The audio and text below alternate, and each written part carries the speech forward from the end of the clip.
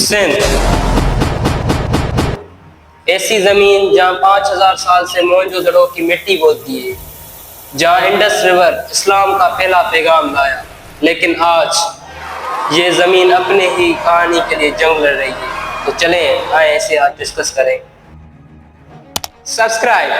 5000 سال پہلے جب دنیا اندھیروں میں گھری تھی تب سندھ روشن تھا۔ موہنجو دڑو دنیا کی پہلی شہری تہذیب بنی، جہاں پکے سویٹ سسٹم، اپنے گھر، اپنے بازار، اپنے ٹریڈ روٹس موجود تھے۔ یہاں لوگ لکھنا بھی جانتے تھے اور جینا بھی۔ انسانیت کی پہلی سویلائزیشن نے یہاں آنکھ کھولی، مگر اچانک شہر مٹی بن گئے۔ لیکن کہانی ختم نہیں ہے، کہانی ابھی زندہ ہے۔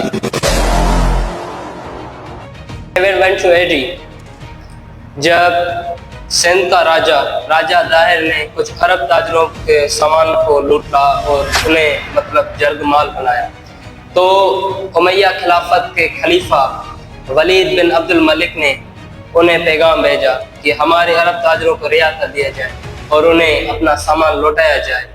پر راجہ ظاہر نے ایک تکبرانہ جواب دیا کہ اگر تم جنگ کرنا چاہتے ہو جنگ کرو، پر میں واپس نہیں کروں گا انہیں۔ اصل میں امیہ خلافت کو کوئی سندھ میں زیادہ انٹرسٹ نہیں تھا، کیونکہ 1 سال پہلے انہوں نے الاندلس یعنی آج کا اسپین فتح کیا تھا۔ مگر اس جواب سے انہیں بہت غصہ آیا اور ولید بن عبد الملک نے اپنے امیر حجاج بن یوسف کو خط لکھا کہ آپ اپنی فوج بھیجیں اور سندھ کو فتح کریں۔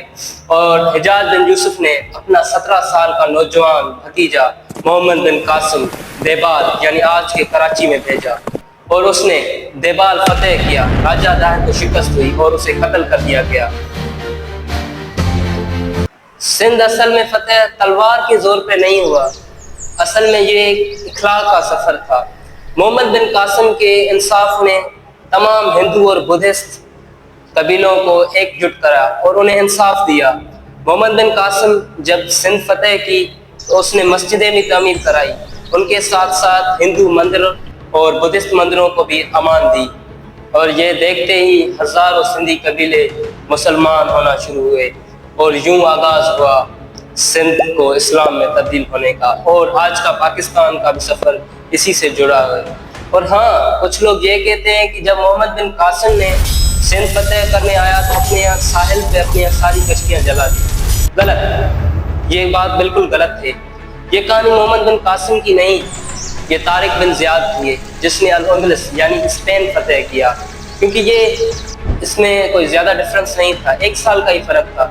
تو کچھ مسٹیکس ہوئی ہیں ان تاریخ دانوں سے، تو اس لیے ہم اس پر زیادہ ڈسکس نہیں کریں گے، کبھی اس پر الگ ویڈیو بنائیں گے۔ سبسکرائب۔ اب سوال یہ ہے کہ امیہ خلافت جو 3 برے اعظموں پہ پھیلی تھی، تو اتنی جلدی سندھ سے واپس پیچھے کیوں ہٹی؟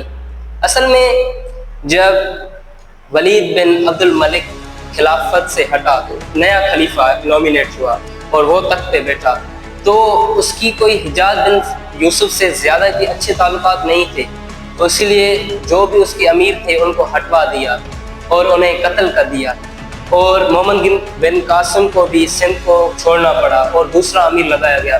تو محمد بن قاسم کے انصاف سے ہر کوئی متاثر تھا، مگر جو نیا امیر بن کے سندھ میں آیا وہ سندھ کو صحیح سے ہینڈل نہیں کر پایا اور پوری طرح سے انصاف پر نہیں اتر پایا، اور یوں بغاوت شروع ہو گئی۔ اور امیہ کے اپنے ہی علاقوں میں بھی بغاوت سر اٹھانے لگی، کیونکہ خلیفہ انصاف صحیح سے نہیں کر رہا تھا۔ تو یوں ایک نیا خاندان تخت پہ بیٹھا، عباسی خاندان، The Khilafat of Abbasids۔ یہ وہ پہلا موقع تھا جب مسلمان دنیا الگ ہوئی، کیونکہ یہاں ایک 2 ریاستیں بن چکی تھی۔ ایک طرف تو عباسی خلافت ہی تھی، پر عباسی خلافت سے جو ظلم سے بچے امیہ خاندان، وہ اسپین الاندلس میں آباد ہوئے اور انہوں نے اپنی خلافت کا الگ سے دعویٰ کر دیا، اور یوں ہر کوئی امیر نے اپنی سیپریٹ ریاست کا اعلان کر دیا۔ ان میں سے سندھ بھی ایک ریاست تھی۔ اصل میں سندھ تو عباسی خلیفے کا ہی خطبہ پڑھتی تھی، مگر وہ اصل میں ایک سیپریٹ ریاست تھی۔ اور یوں وقت بدلا، अब्बासी खिलाफत भी कमज़ोर हो गई। सिंध पर खिलजियों ने भी हमला किया, सुमरों ने अपनी रियासत बनाई, सम्मों, मंगोलों और यहाँ तक कि ब्रिटिश ने भी यहाँ पे कब्जा किया। ब्रिटिश रेलवे लाए, पैसे लाए और गुलामी। 100 साल के बाद ब्रिटिश तो चले गए, मगर 1947 पाकिस्तान और इंडिया का बंटवारा, इस बंटवारे ने सिंध को टुकड़ों में बांट दिया और सिंध पाकिस्तान का हिस्से में आया। और काफ़ी ट्राइब्स जो सिंधी थे उन्हें भी हिजरत करना पड़ी, क्योंकि मज़हब की बेस पर वो थे तो सिंधी मगर उनका मज़हब हिंदू था और उन्हें हिजरत करनी पड़ी। और आज भी उन सिंधी हिंदुओं के दिल में सिंध की मोहब्बत बसती है। 1000 सालों में सिंध को इन लुटेरों ने इतना नहीं लूटा जितना इन 70 सालों में अपने ही गद्दार हुक्मरानों ने लूटा।